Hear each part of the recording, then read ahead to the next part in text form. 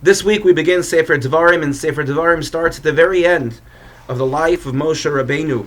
The pasuk says, "Ele HaDevarim," these are the words, "Asher Diber Moshe," that Moshe spoke, "El Kol Yisrael," to all of the Jewish people. Where did he say this?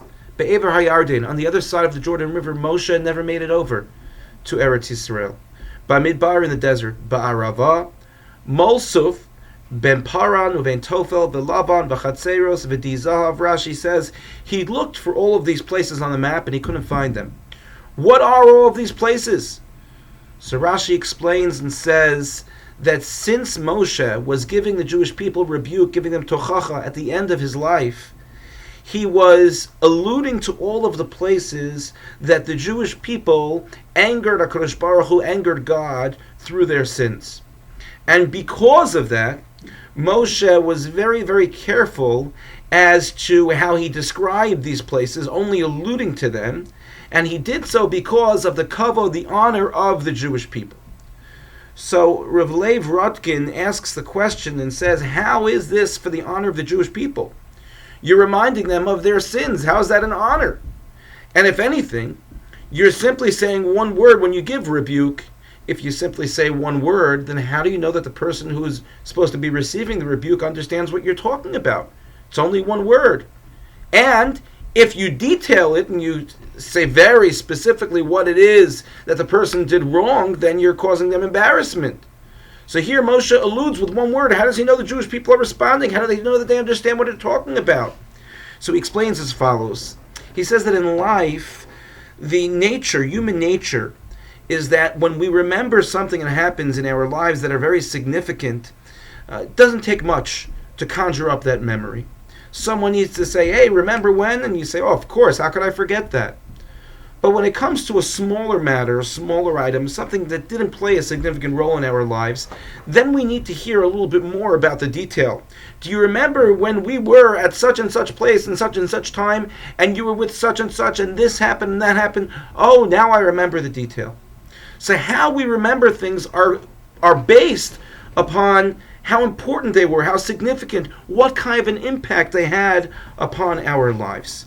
And so he explains that the kavod shel Yisrael, the honor of the Jewish people, is the fact that when it came to the mistakes that they made in the Midbar, Moshe was able to get the point across by simply alluding to them, by alluding to what the place was without having to go into detail, because the Jewish people recognized the mistakes that they made.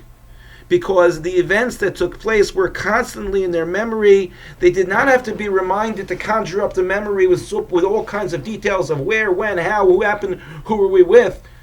But simply saying one word made them remember the mistakes that they made, which they then gave over to teach their children about those mistakes, and generation to generation. This coming week, of course, we're in the 9 days, and Shabbos is Shabbos Chazon, followed immediately by Tisha B'Av. And we're told that the Beis HaMikdash was destroyed because, the second Beis HaMikdash was destroyed because of sinas chinam, because of baseless hatred that we had toward each other. And the Gemara tells us that any generation in which the Beis HaMikdash is not rebuilt is as if that generation destroyed the Beis HaMikdash. It's simple for us to go through all of the kinos and just look at the other generations and look at what they did, and not look at ourselves. But the lesson that Moshe teaches us is that the rebuke was given to those generations to be handed down to us and to our generations so that we would learn the same lesson. The Beis HaMikdash has not yet been rebuilt, and it's just as much our fault as it is theirs. As we step back this week, as we take the time to mourn the destruction of the Beis HaMikdash, maybe we can take something from there, from this vort, from this understanding, toward our kavod, our honor that we have for other people.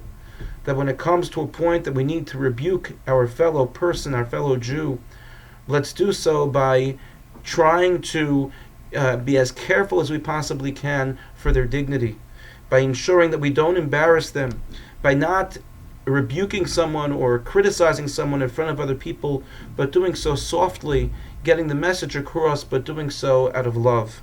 And if we are able to do that, then hopefully we'll create an environment in which HaKadosh Baruch Hu will have rachamim, will have mercy upon us, and will build the third Beis Hamikdash in our times. B'mhei Rabbi Amenu. Thank you for listening. Good Shabbos.